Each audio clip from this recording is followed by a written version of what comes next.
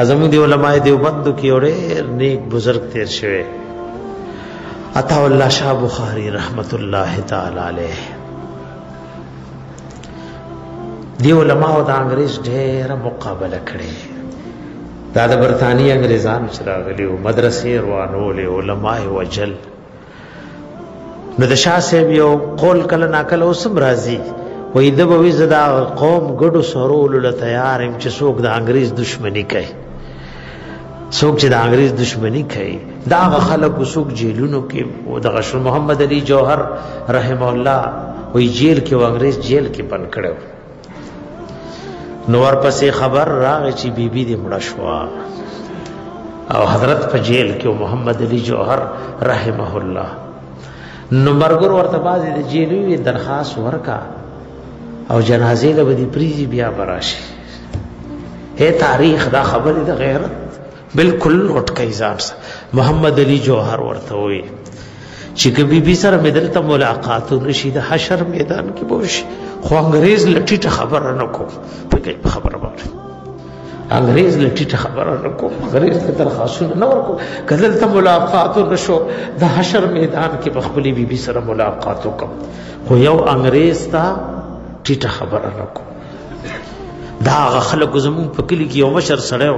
او به جړل هغه وزه د انګريزانو په جیل کې او دا تحریک آزادۍ والے نیولې وی او ظل موږ د سترګو واقعا را ویره واستل او تو پی روړې وی ورلې وی د خپل اسلامی خبرونه منې کیږي ک په دې تو په موالوزو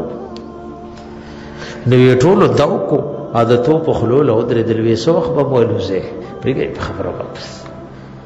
سوخ په موالوزه مو په دې انتظار. فرعون جادوګر چې ایمان راړو وجنم وو نا ورته ان الى ربنا منقلبون ویلاستر نه پرې کوم خپیدر نه پرې کوم وجنم مو نای ورته لاس او خپو پرې کولو نو خاصو کېریږي چاوي دی دنیا کې بپاتم مونږ رب لزو دسغه بزان سره وړې کنه چې دا بیلا سلاړ شو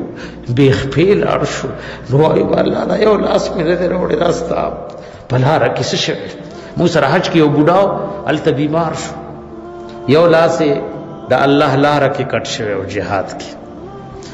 نو کله نا کله به جذبه نو لاس می جنت لمخ کې تله ما به ورپسې الله بوزي بیمار شو بالکل مونږ چې وفات کیږي پاسو کسانو مربره بلډینګ نه راکوس کو او بس حج لم روانو منال حاجیان روانې دل مونږ بس دنه حج پاتې شو. مونږ چې قتل د اسلامي حکومت د حج ډېر اهتمام کوي نو هسپتال کې بس ډراپونه ماپونه خېجلو خوشو زمونه مخ کې مینا لګاډي کې رو رسول بیا بیمار شو چې حج وکړو. نو مرګورو مشوره وکړه چې دې مخ کې لیو باسي بوډاګار جی بوډاګار وې دې مخ کې لیو ناغله پته لګیدا چې ما مدینه منورې نه مخ کې لیږي وي ښا زبد حبیب وطن لته نیمه ما کړي چې ټوټي ټوټي شپ کړ دا خو بیماری ده چې ټوکړي ټوکړي شم مخ کې نظم دا الله د حبیب وطن ته پزم یو ځل بدا وطن پسترګو ګورم بیا مرګ راځي را دي الله په حج پورا کو چراغ 40 دن بعد بیا شو الله دې مغفرت نصیب کړي. دا یو لاس د الله لاره کې کټ شو هل ته خلکو لوي یو لاس مې را نمخ کې تله ناغه جادوګرو ته چې ایمان راړو فرعون ورته وی لاس تر نه کټ کوم خپیدر نه کټ کوم وجنم نه ورته وی لاس خو غم خو باغ سو کوي چې دنیا کې پاتې کیږي او چې سړی وی ځان لاله زما په لاس خو سکه ها په